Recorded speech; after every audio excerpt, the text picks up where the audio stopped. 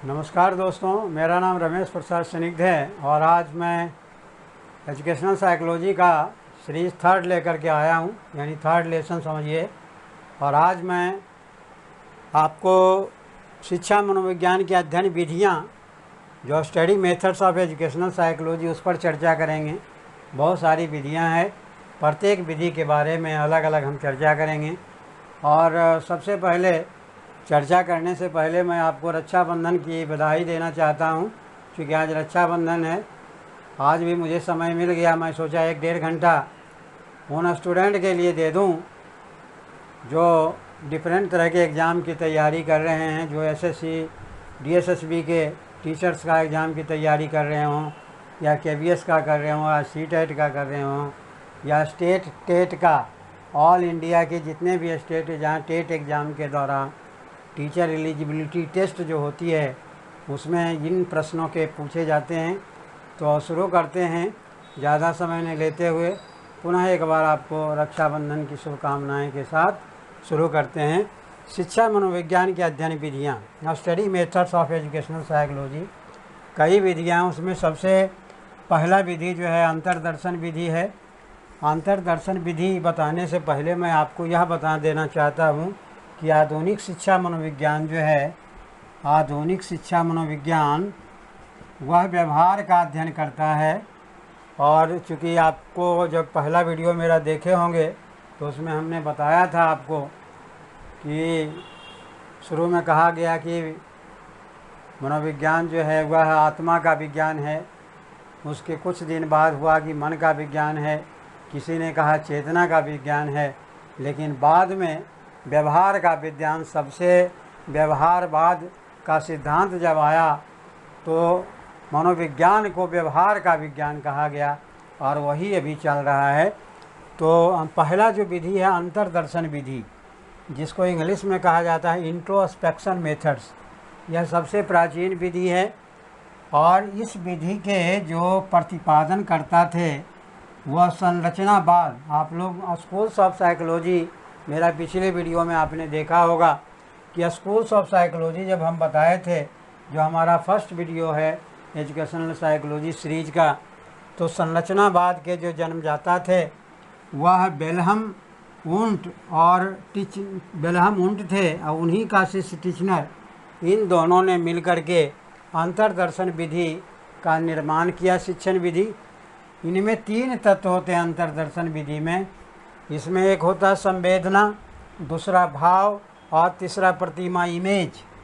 अंतर्दर्शन विधि का मतलब होता है कि अंदर से इमेजिन करके, विजुलाइज करके, और अपने संवेदना को जो व्यक्त किया जाता है, व्यवहार में जो परिवर्तन किया जाता है, तो संवेदना, भाव, फीलिंग। जैसे आपके साथ कोई अच्छा व्यवहार करता है तो उसकी फीलिंग अलग होती है, बुरा व्यवहार करता है तो उसका फीलिंग अलग होती है।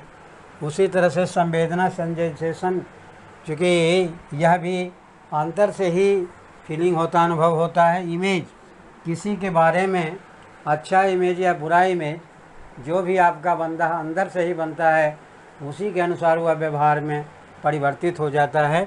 तो अंतर्दर्शन विधि के 3 तत्व हैं। क्वेश्चन में आपसे एग्जाम में पूछा जाएगा कि अंतर्दर्शन विधि के जनक किनको कहा जाता है? बेल्हम वुंट और टिचनर को।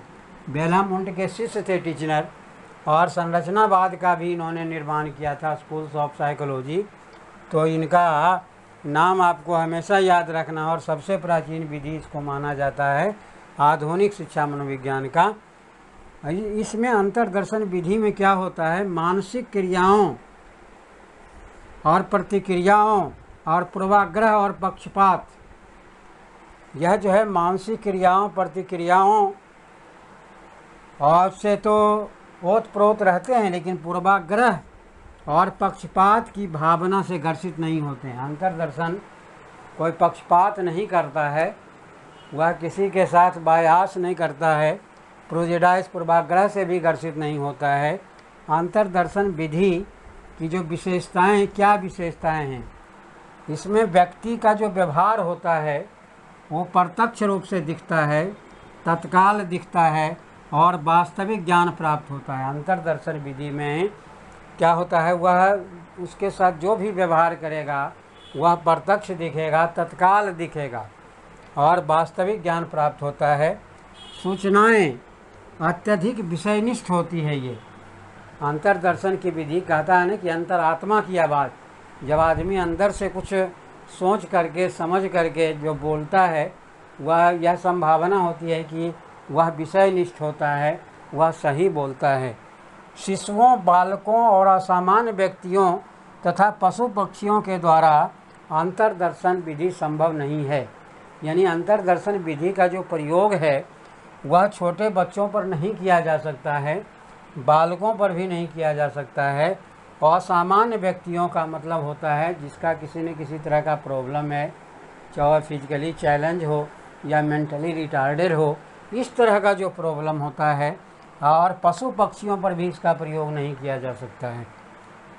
वर्तमान समय में अंतर्दर्शन करना अत्यधिक कठिन कार्य है, इसीलिए यह ज़्यादा लोकप्रिय नहीं हो सका और यही कारण है कि अंतर्दर्शन विधि अभी उतना वर्तमान समय में सक्सेसफुल नहीं है। लेकिन चूँकि एग्ज़ाम में क्वेश्चन पूछे जाते हैं कि अंतर्दर्शन विधि के जनक कौन थे, अंतर्दर्शन विधि के कौन से मुख्य तत्व हैं और अंतर्दर्शन विधि यह प्रत्यक्ष होता है या अप्रत्यक्ष होता है, इसके बारे में बताया जाता है और यह तत्काल प्रभाव में आता है, वास्तविक ज्ञान का बोध कराता है।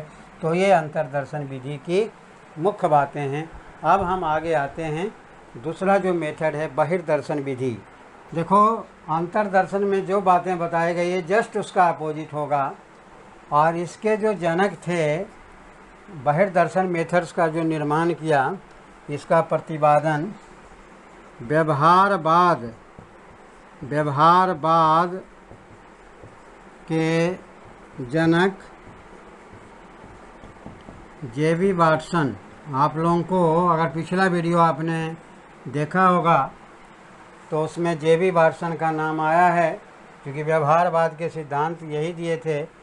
इन्होंने ही बहिर्दर्शन विधि, व्यवहारवाद के जनक जे.बी. वाटसन ने ही इस विधि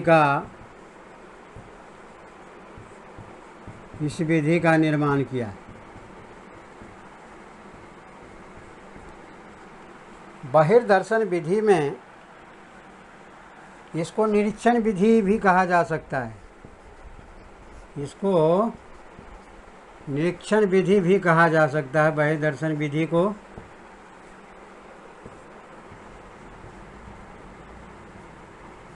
इंस्पेक्शन मेथड भी कह सकते हैं, क्योंकि बाह्य रूप में देख करके ही किसी भी व्यक्ति के, पशु पक्षी के, बालक के बारे में अध्ययन किया जाता है। इसीलिए बहिर्दर्शन विधि व्यवहारवाद का सिद्धांत पर आधारित है। और बहिर्दर्शन विधि को यह एक वस्तुनिष्ठ परख है, यानी ऑब्जेक्टिविटी पर आधारित है, वस्तुनिष्ठ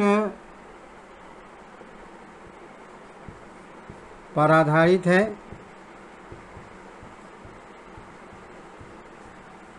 बहिर्दर्शन विधि, इसका प्रयोग शिशुओं पर हो सकता है, किया जाता है, बालकों पर किया जाता है, पशु पक्षियों पर किया जाता है और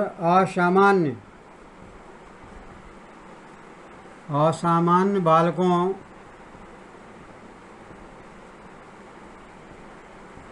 पर भी किया जाता है।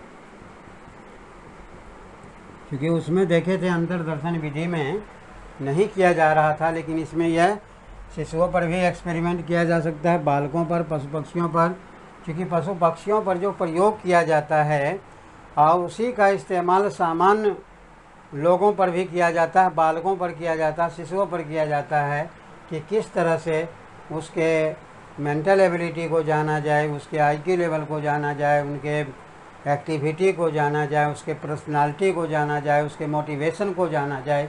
ये सारी चीज़ें जो है जाना जाता है। या अचेतन देखो, मस्तिष्क के 3 भाग में बांटा गया है साइकोलॉजी में। अचेतन, अर्धचेतन और चेतन, यानी कॉन्शियस, सब कॉन्शियस, अनकॉन्शियस। इसको अनकॉन्शियस कहा जाता है और इसको सब कॉन्शियस कहा जाता है और इसको कॉन्शियस कहा जाता है।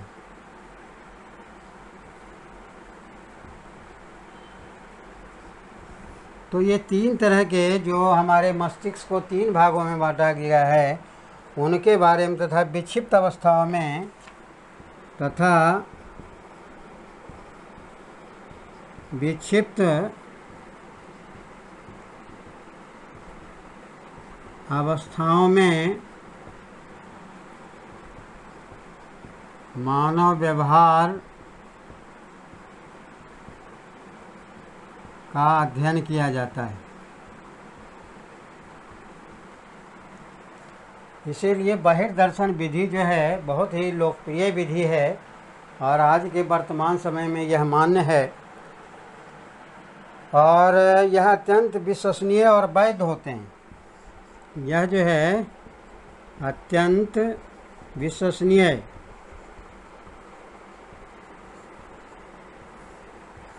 रिलायबल जिसको कह सकते हैं, रिलायबिलिटी, और वैध भी होता है। वैध को मतलब वैलिड होता है। तो आपने बाह्य दर्शन विधि और अंतर्दर्शन विधि के अंतर को समझ गए। यह कई तरह के क्वेश्चन इसमें बन रहे हैं कि व्यवहारवाद के जो जनक थे, बहिर्दर्शन विधि का प्रतिपादन किसने किया, किसने निर्माण किया, तो जे.बी. वाटसन का नाम आता है। यह और किस मेथड के नाम से, निरीक्षण विधि के नाम से जाना जाता है। यह जो है वस्तुनिष्ठ पूरक होती है, ये ऑब्जेक्टिविटी होता है, इसका उद्देश्य होता है और इसका प्रयोग जो है शिशुओं पर, बालकों पर, पशु पक्षियों पर और सामान्य बालकों पर भी किया जा सकता है। चेतन, अर्धचेतन और अचेतन तथा विक्षिप्त अवस्थाओं में मानव व्यवहार का भी अध्ययन किया जाता है और यह अत्यंत विश्वसनीय और वैलिड होता है, वैध होता है। इसीलिए यह आज के वर्तमान परिवेश में भी यह मान्य है। इस विधि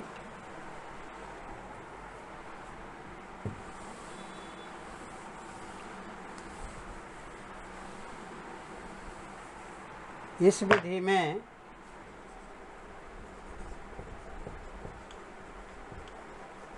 इस विधि का जो परिणाम होता है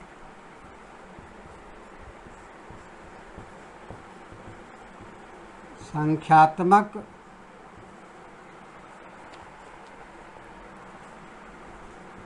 होने के कारण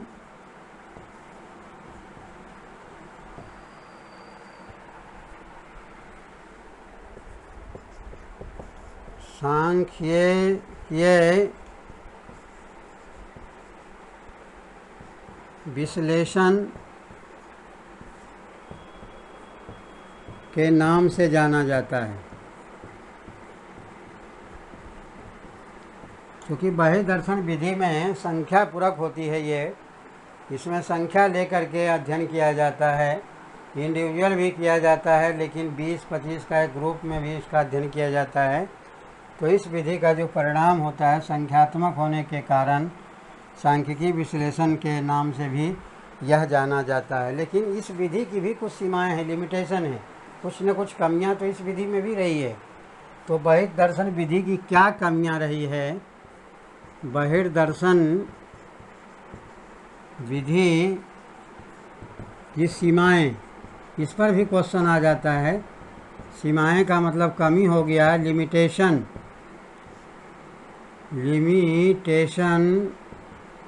ऑफ एक्सट्रोस्पेक्शन मेथड्स।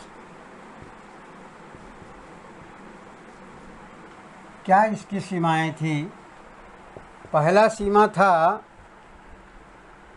कि इसमें जो अवलोकन करता होते हैं वह पूर्वाग्रह से ग्रसित होते हैं।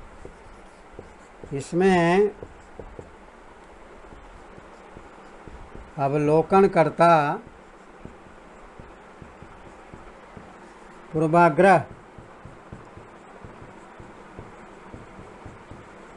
पूर्वाग्रह से ग्रसित होते हैं। और जो पूर्वाग्रह से ग्रसित हुआ वह एक्यूरेट रिजल्ट नहीं दे सकता है। जैसे मान लीजिए आप एक टीचर हैं और किसी स्टूडेंट के बारे में आपके दिमाग में है कि ये तो 100 में 100 ला ही नहीं सकता है, और बाय द वे वह एग्ज़ाम में सारे क्वेश्चन करेक्ट किए हैं, तो पर भी आप उसमें कुछ न कुछ कमी निकाल करके उसके नंबर काटने का प्रयास करेंगे, क्योंकि आपको पता है कि ये तो फंटूस है, क्लास में पढ़ता नहीं है। लेकिन किस स्टूडेंट में, किस बालक में कब परिवर्तन हो जाएगा यह कोई नहीं जानता है। क्योंकि बहुत ऐसा बालक हुआ है जो 8वीं तक बिल्कुल ढीला ढाला था और 9th क्लास में आने के बाद बहुत मेहनत किया और क्लास में टॉप हो गया। ऐसा भी होता है कि 6ठी 7वीं में फेल हो गया, उसके बाद वह लड़का टॉप करते गया और IAS बन गया।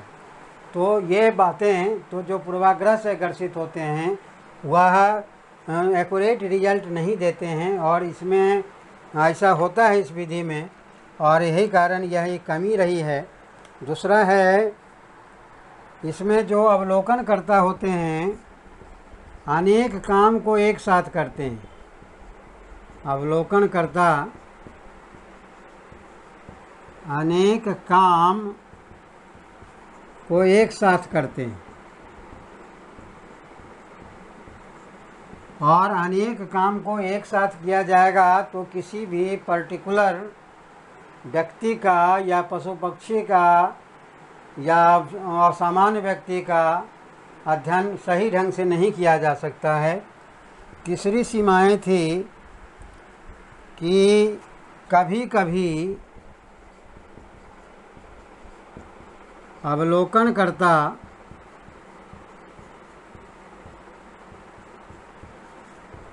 कृत्रिम व्यवहार करते हैं,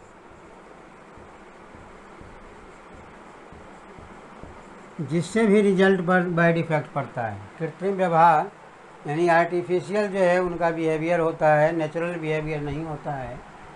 उसका इफेक्ट जो है बच्चे के जिस पर वो अध्ययन कर रहे हैं उस पर पड़ जाता है। तो यह इसकी सीमा है बहिर्दर्शन विधि की। नंबर 4 है, नंबर 4 जो सीमाएं हैं, ये गोपनीय प्रकृति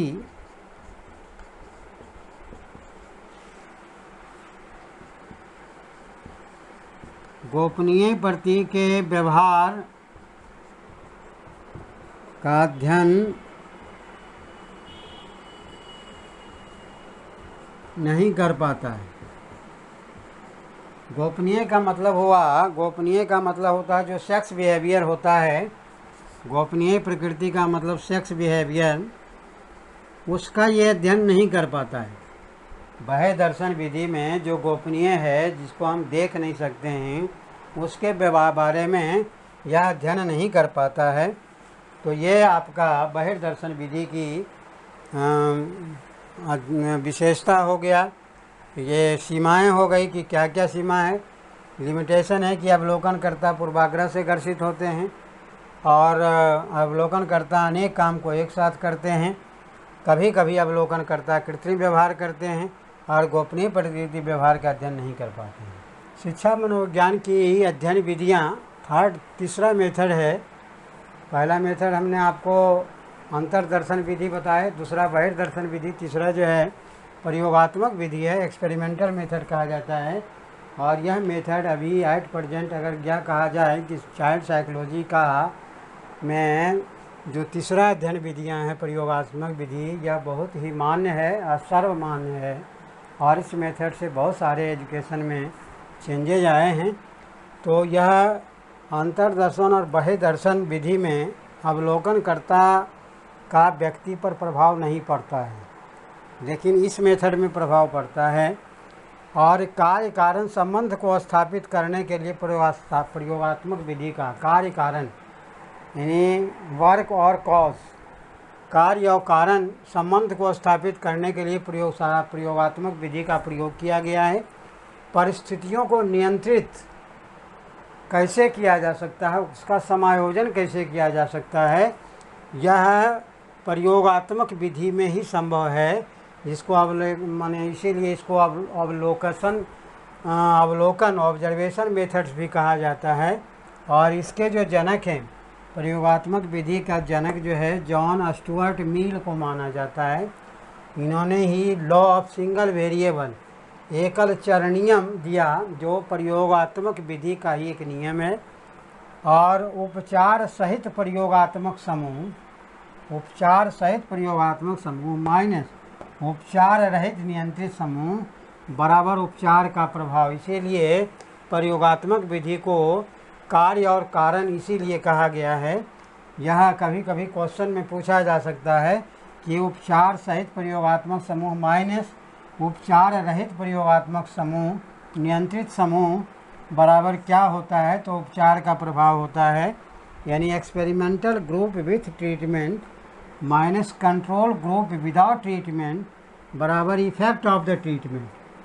ध्यान से देखेंगे, एक्सपेरिमेंटल ग्रुप विथ ट्रीटमेंट यानी एक्सपेरिमेंट जो होता है उपचार के साथ, और ग्रुप कंट्रोल विदाउट ट्रीटमेंट बिना उपचार के, उसका जो रिजल्ट होता है वह क्या होता है, इफेक्ट ऑफ ट्रीटमेंट। इसका मतलब है जो उपचार करते हैं उसका प्रभाव, तो उपचार का प्रभाव इफेक्ट ऑफ द ट्रीटमेंट। अब हम आते हैं प्रयोगात्मक विधि के सोपान, क्या क्या स्टेप हैं जिसके तहत प्रयोगात्मक विधि को सक्सेसफुल इस्तेमाल किया जा सकता है।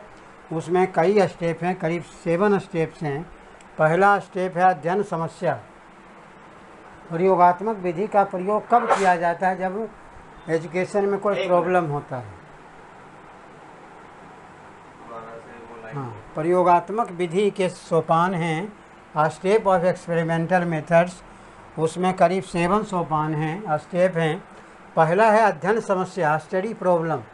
जब कहीं किसी के अध्ययन में कोई समस्याएं आती है, उनको हल करने के लिए प्रयोगात्मक विधि ये का इस्तेमाल किया जा सकता है। दूसरा है परिकल्पना निर्माण, फॉर्मुलेशन ऑफ हाइपोथेसिस। अब जैसे कोई अनुमान लगाते हैं, कोई भी चीज़ का, कोई भी क्षेत्र में अगर एक्सपेरिमेंट हुआ तो पहले इमेजिन किया जाता है, उसके बारे में सोचा जाता है, विजुलाइज किया जाता है। तो यह जो है परिकल्पना निर्माण जो है, फॉर्मुलेशन ऑफ हाइपोथेसिस भी इसका स्टेप है। तीसरा प्रयोग अभिकलन, डिजाइन ऑफ एक्सपेरिमेंट, किस चीज़ पर कैसे प्रयोग करना है, इसका भी डिजाइन किया जाता है। उसके बाद परिदर्श चयन, सिलेक्शन ऑफ सैंपल लिया जाता है। जैसे मान लो कोई एक्सपेरिमेंट करना है तो पशु पक्षी पर करना है कि पहले 20 बालक कर करना है, या 25 बालक पर करना है, या 40 बालक पर करना है, या 100 बालक पर। तो ये कलेक्शन ऑफ सैंपल जो है, सिलेक्शन ऑफ सैंपल, किस तरह का प्रयोग किसके लिए करना है। इसके बाद 5वां है प्रयोग एवं समंग संकलन, एक्सपेरिमेंट एंड डाटा कलेक्शन। क्योंकि कोई भी एक्सपेरिमेंट किया जाता है तो डाटा कलेक्ट किया जाता है, क्योंकि बिना डाटा के वह संभव नहीं हो सकता है। उसके बाद संकलक विश्लेषण परिणाम, रिजल्ट ऑफ डाटा एनालिसिस, फिर उसके रिजल्ट को एनालिसिस किया जाता है। उसके बाद है परिणामों का सामान्यीकरण, फिर जो परिणाम होते हैं, रिजल्ट होता है, उसका जनरलाइजेशन किया जा सकता है। जैसे अलग अलग स्टेप होते हैं, बालक के अलग अलग स्टेप होते हैं, और अलग अलग विकास की जो अवस्थाएं होती हैं, उन अवस्थाओं के बारे में अलग अलग रिजल्ट एनालिसिस करके बताया जाता है, जनरलाइज करके कि किस एक्सपेरिमेंट को किस पर किया जा सकता है। तो ये प्रयोगात्मक विधि के बारे में हुआ, और ये इसके सोपान और उसकी और कुछ विशेषताएं, क्या विशेषताएं हैं इनके बारे में हम जानेंगे, क्योंकि इस पर क्वेश्चन आपसे यही पूछा जाएगा कि प्रयोगात्मक विधि जो है का जनक कौन थे। तो स्टुअर्ट मिल, इसके जॉन स्टुअर्ट मिल, जिन्होंने एकल चर नियम भी दिया था। और प्रयोगात्मक विधि किस पर आधारित है, तो यह अवलोकन पर आधारित है, इसीलिए इसको ऑब्जर्वेशन मेथड्स भी कहा जाता है। इसके क्या क्या स्टेप हैं, क्या क्या उसमें स्टडी प्रॉब्लम है, फॉर्मुलेशन ऑफ हाइपोथेसिस है, डिजाइन ऑफ एक्सपेरिमेंट है, सिलेक्शन ऑफ सैंपल है। तो ये किसी 4 को लेकर के आपसे क्वेश्चन इस पर पूछा जा सकता है। तो नेक्स्ट आते हैं प्रयोगात्मक विधि की विशेषताएं। क्या विशेषताएं हैं इसका, यह भी जानेंगे। इस पर भी आधारित क्वेश्चन आपसे पूछा जाता है।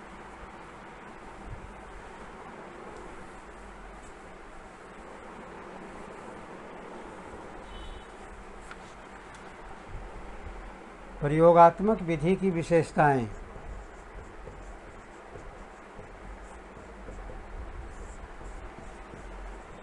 कैरेक्टरिस्टिक्स। क्या विशेषताएं हैं इसकी?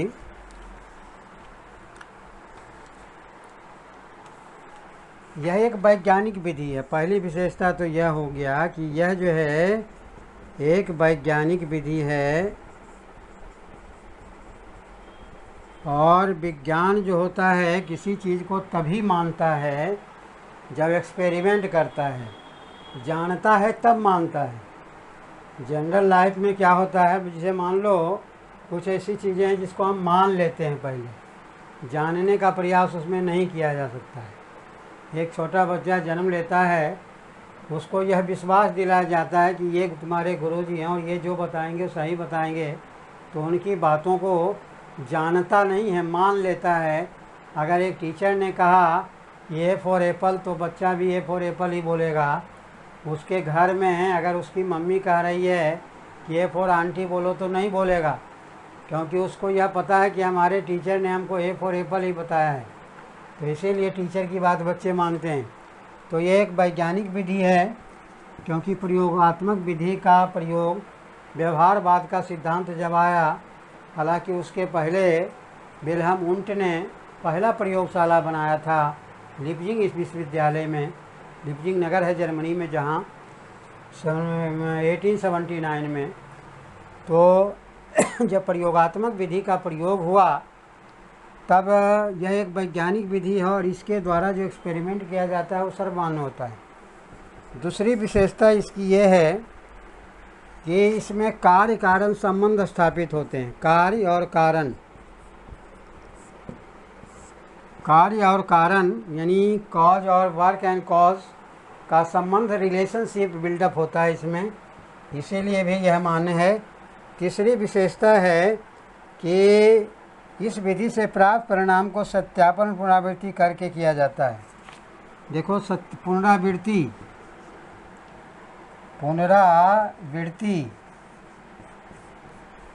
रेप्लिकेशन।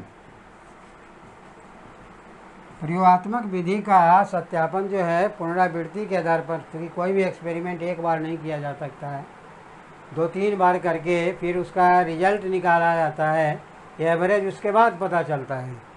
तो ये है नंबर 4। इसकी विशेषता क्या है? ये पशुओं पर प्रयोग करके, सबसे पहले पशुओं पर प्रयोग किया जाता है। पशुओं पर प्रयोग कर सामान्य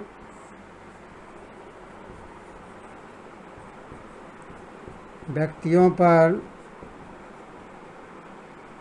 भी किया जाता है। जो भी रिजल्ट इनको मिलता है, उस रिजल्ट को सबसे पहले पशु पर कि किस तरह से एसआर थ्योरी या सीआर थ्योरी ईएफ स्किनर ने किया, बीएफ स्किनर ने किया, ईएल थॉर्नडाइक ने किया, सीएल हल ने किया, बहुत सारा के साइंटिस्ट मनोवैज्ञानिक, जॉन डीवी ने किया, फ्रॉबेल ने किया, मारिया मोंटेसरी ने की। ये सारे जो है प्रमुख मनोवैज्ञानिक रहे हैं, और इन्होंने एक्सपेरिमेंट कुछ ने पशु पर किया, कुछ ने पक्षी पर किया, और उसके बाद उसका जो प्रयोग से जो निष्कर्ष निकला, उस निष्कर्ष को सामान्य व्यक्तियों पर भी किया जा सकता है, किया जाता है। इसीलिए यह जो है सर्वमान्य है। प्रयोगात्मक विधि का प्रयोग अभी हमारे शिक्षा मनोविज्ञान में बहुत ज़ोर शोर से किया जा रहा है, और बहुत तरह के, और यह एक जो है उच्च स्तरीय विधि है, यह एक उच्च स्तरीय है।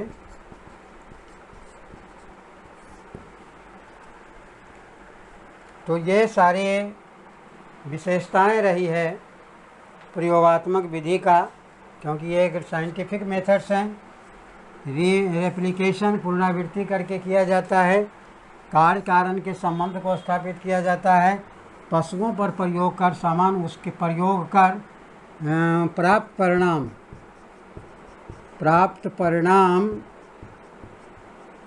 के आधार पर सामान्य व्यक्तियों पर भी किया जाता है और एक उच्च स्तरीय विधि है, इसीलिए यह वर्तमान समय में यह सबसे मान्य माना जाता है। अब लेकिन इतना होने के बावजूद भी इसकी भी कुछ सीमाएं हैं। क्या सीमाएं हैं, क्या चीज़ कमी है इसमें, इसके बारे में जानेंगे। प्रयोगात्मक विधि की सीमाएं, क्योंकि जितने भी नियम बने हैं, जितने भी मेथड हैं, कुछ न कुछ उसमें कमियां रहती है और उस कमी को उजागर करने के लिए इनकी सीमाएं क्या थी यह हम जानेंगे। लिमिटेशंस,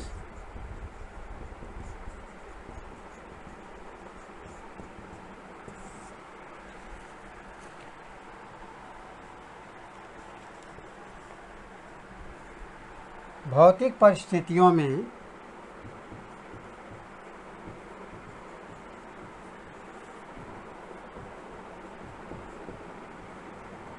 परिस्थितियों में इस पर पूर्ण नियंत्रण नहीं किया जा सकता है।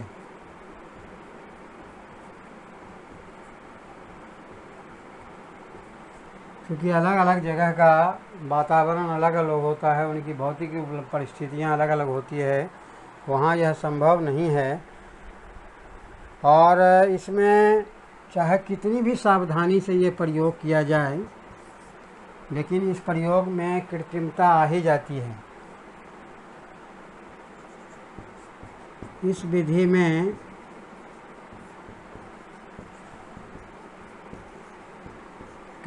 कृत्रिमता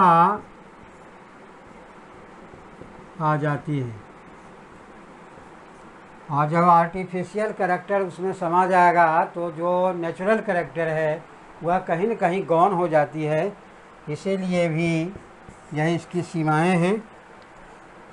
और इसमें जो है बालकों में भय, क्रोध और डर, ये जो है एक प्रकार का इमोशन है जो छोटे बच्चे में होता है, हालांकि बड़े में भी होता है, आदि उत्पन्न करने के लिए परिस्थितियों का निर्माण करना। भय, क्रोध, डर उत्पन्न करने के लिए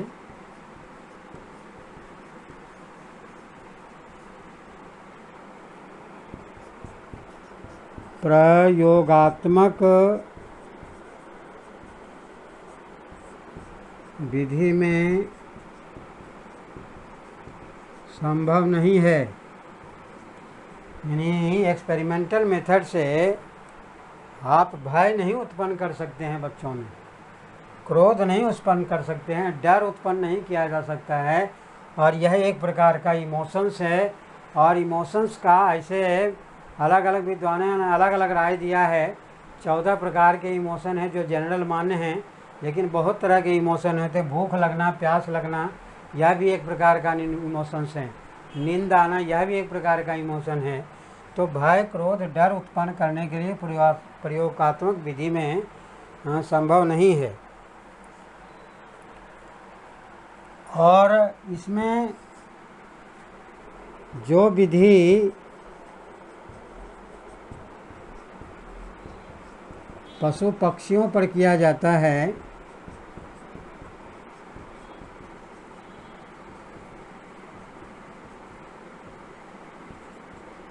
सारे विधि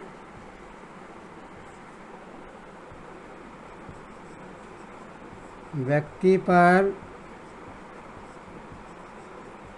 नहीं किया जा सकता है, क्योंकि प्रयोगात्मक विधि में जो एक्सपेरिमेंटल मेथड है इसमें पशु पक्षी पर ज़्यादा प्रयोग किया गया है और उसी के रिजल्ट को एनालिसिस करके सामान्य बालक पर, सामान्य लोगों पर, सामान्य शिशु पर किया गया। तो यह जो है सभी जितना भी एक्सपेरिमेंट पशु पक्षी पर किया गया है वह सभी सामान्य व्यक्ति पर नहीं किया जा सकता है, यही इनकी सीमाएं हैं। और ये प्रयोगात्मक विधि जो है, प्रयोगात्मक विधि सिर्फ बाह्य कारकों को प्रभावित कर सकता है, आंतरिक कारक को प्रभावित, यह भी इसकी एक सीमा है। तो प्रयोगात्मक विधि के बारे में इतनी सारी जानकारी आपको दिए। अब नेक्स्ट मेथड जो फोर्थ मेथड है, जीवन इतिहास विधि, जिस पर बहुत सारे क्वेश्चन पूछे जाते हैं। इस पर जो आपका क्वेश्चन पूछा जाएगा कि प्रयोगात्मक विधि जो होता है वह उन दोनों विधियों से, अंतर्दर्शन और बहिर्दर्शन विधि से बिल्कुल डिफरेंट है और व्यवहारवाद के सिद्धांत को यह मानता है। हालांकि इस विधि के जॉन स्टुअर्ट मिल इसके जन्मदाता माने जाते हैं। हालांकि प्रयोगात्मक विधि प्रयोगशाला तो बहुत पहले बना दिया गया था, लेकिन इस विधि पर प्रयोग करने वाले जो सबसे पहले वैज्ञानिक थे वह जॉन स्टुअर्ट मिल थे। अब हम फोर्थ मेथड पर आते हैं। शिक्षा मनोविज्ञान की जो चौथी विधि है, जीवन इतिहास विधि, वेरी इम्पोर्टेंट। इस पर हर एग्ज़ाम में, चाहे DSSB का दे रहे हों या CTET का दे रहे हों या STET का दे रहे हों, सभी में पूछा जाता है। तो जीवन इतिहास विधि क्या है, इसके बारे में सबसे पहले जानते हैं कि किसी व्यक्ति विशेष अथवा वंश या वर्ग विशेष की विलक्षणता तथा समस्याओं को अध्ययन करने के लिए जिस शिक्षण विधि का प्रयोग किया जाता है वह शिक्षण विधि जीवन इतिहास विधि कहलाता है। क्लियर है? इस विधि का प्रयोग कहाँ पर होता है, किन लोगों पर होता है? विशेष रूप से जो अपराधी प्रवृत्ति के हैं या मानसिक रोगी हैं या झगड़ालू प्रवृत्ति के हैं या प्रतिभाशाली हैं या समाज विरोधी हैं, इन सभी, या समस्यात्मक बालक हैं, इन सभी पर केस स्टडी हिस्ट्री मेथड्स का इस्तेमाल किया जाता है। जीवन इतिहास विधि या व्यक्ति इतिहास विधि भी कहा जाता है इसको। तो किसी व्यक्ति विशेष अथवा वंश या वर्ग विशेष की विलक्षणता तथा समस्याओं के बारे में जो अध्ययन किया जाता है वह जीवन इतिहास विधि कहलाता है। इस विधि में व्यक्ति के माता पिता, पड़ोसी, भाई बहन, पड़ोसियों, संबंधियों, मित्रों एवं अध्यापकों से उस व्यक्ति के बारे में, उनके विगत जीवन में जो जो घटनाएं हुई है, जो जो उनके साथ प्रोग्रेस हुआ है या जो जो उनके साथ हरासमेंट हुआ है, उन सारे की जानकारी प्राप्त की जाती है। इस विधि की क्या विशेषताएं हैं? यह विधि बहुत ही संरचनात्मक विधि कह सकते हैं इसको। यह उपचारात्मक विधि भी है। गाइडेंस एंड काउंसलिंग देखे होंगे सभी क्षेत्र में, और आजकल प्रत्येक स्कूल में गाइडेंस काउंसलर का पोस्ट होता है। अगर प्रत्येक स्कूल में नहीं होता है तो 3-4 स्कूल का एक होता है, जो क्लस्टर स्कूल होते हैं, उसमें गाइडेंस काउंसलर होते हैं कि जो बच्चे को स्टडी में मन नहीं लग रहा है या बीच में ड्रॉप आउट होते हैं या अपराधी प्रवृत्ति के हो गए हैं या कोई गलत आदत नारकोटिक्स चीज़ का इस्तेमाल करने लगे हैं, वैसे बच्चों के लिए यह उपचारात्मक परामर्श और निर्देशन विधि है, जो एक प्रकार का सजेशन होता है, गाइडेंस होता है, इस विधि के द्वारा किया जाता है। दूसरी विशेषता है मंद बुद्धि और पिछड़े बालक, जो बैकवर्ड स्टूडेंट हैं या जो मेंटली रिटार्डेड हैं या जो मेंटल हेल्थ के प्रॉब्लम से ग्रसित हैं, वैसे बालकों के लिए यह विधि सबसे उपयुक्त मानी जाती है। इसके अलावा मैंने और जो विधियां बताई, उन सभी विधियों में यह विधि उन बच्चों के लिए जो मंद बुद्धि वाले हैं या पिछड़े बालक हैं, जो अपने क्लास के लेवल से नहीं चल पा रहे हैं, उन बच्चों के लिए यह विधि बहुत ही उपयुक्त है। तीसरा है इस विधि की विशेषता, इस विधि में विभिन्न स्रोतों से तथा व्यापक ढंग से सूचनाएं एकत्र किया जाता है और उस सूचनाओं के आधार पर इस अध्ययन का प्रयोग किया जाता है और बच्चों के जो समस्याएं हैं उनका समाधान किया जाता है। नंबर ये जो है इनका 3 विशेषता विशेष रूप से है। अब इसकी सीमाएं, इसकी भी कुछ सीमाएं होती हैं, क्योंकि अभी तक आपने देखा था कि चाहे वह अंतर्दर्शन विधि हो या बहिर्दर्शन विधि हो या आप उसके बाद प्रयोगात्मक विधि हो, सभी विधि की कुछ न कुछ सीमाएं रही है। इस विधि की भी सीमाएं है। इस सीमाएं में है कि पहला है कि इसका प्रयोग सिर्फ विशेषज्ञ ही कर सकते हैं, सभी लोग जीवन इतिहास विधि का प्रयोग नहीं कर सकते हैं। इसीलिए थोड़ा सा मुश्किल है, क्योंकि इस विधि का प्रयोग करने के लिए विशेषज्ञ का होना बहुत ज़रूरी है। दूसरा है समय, धन, श्रम बहुत अधिक लगता है इस विधि में। दूसरे विधि में इतना समय धन नहीं खर्च होता है, इसमें बहुत ज़्यादा लगता है। यही कारण है यह करना थोड़ा सा कठिन है और सभी जगह संभव नहीं हो पाता है। तीसरा है, इस विधि में कभी कभी सूचनाएं छिपाने का प्रयास किया जाता है, क्योंकि बहुत ऐसी जानकारी है जो जब बच्चे से या उनके परिवार से, उनके रिश्तेदार से पूछा जाता है या उनके पड़ोसियों से पूछा जाता है तो बहुत ऐसा महत्वपूर्ण सूचनाएं छिपा देते हैं जिससे रिजल्ट में त्रुटि आ जाती है और जितना रिजल्ट एक्यूरेट होना चाहिए वह एक्यूरेट नहीं हो पाता है। चौथा इसका सीमा है, इस विधि से प्राप्त सूचनाओं की व्याख्या करते समय मनोवैज्ञानिकों में आपस में मतभेद हो जाता है। मान लीजिए दो मनोवैज्ञानिक, दो विशेषज्ञ एक ही केस स्टडी को लेकर के दोनों एक्सपेरिमेंट कर रहे हैं, तो दोनों का रिजल्ट में वेरिएशन आ जाता है। उसके पीछे कई रीज़न हो सकते हैं, इसीलिए यही इसकी सीमा और मतभेद है। तो आज मैं आपका जीवन इतिहास विधि जो चौथी विधि है शिक्षा मनोविज्ञान के अध्ययन विधियों में, क्योंकि और भी सारे विधियां हैं, करीब 8-9 विधियां हैं जिनके बारे में नेक्स्ट वीडियो में बताएंगे। वीडियो बहुत लंबा हो जाएगा, इसीलिए मैं नेक्स्ट वीडियो में और जो विधियां हैं उनके बारे में बताएंगे। अगर ये वीडियो आपको अच्छा लगे तो इसे लाइक करना ना भूलें। अगर आप नए हैं तो सब्सक्राइब ज़रूर करें। और यहाँ से चाहे आप DSSB का एग्ज़ाम दे रहे हों या CTET का एग्ज़ाम दे रहे हों या STET का एग्ज़ाम दे रहे हों या लेक्चरशिप का एग्ज़ाम दे रहे हों या KBS का एग्ज़ाम दे रहे हों, हमारे इस चैनल पर जो अंकल जी एकेडमी चैनल है, इस पर सारे वीडियो आप लोगों को अवेलेबल हो जाएगा। 1 बाई 1 पूरा सिलेबस आपका चाइल्ड साइकोलॉजी एंड पेडागोजी और शिक्षा मनोविज्ञान का जो पूरा सिलेबस है, संपूर्ण सिलेबस कंप्लीट हो जाएगा। इन्हीं वीडियो के साथ आप सभी को पुनः धन्यवाद। Thank you for watching this video.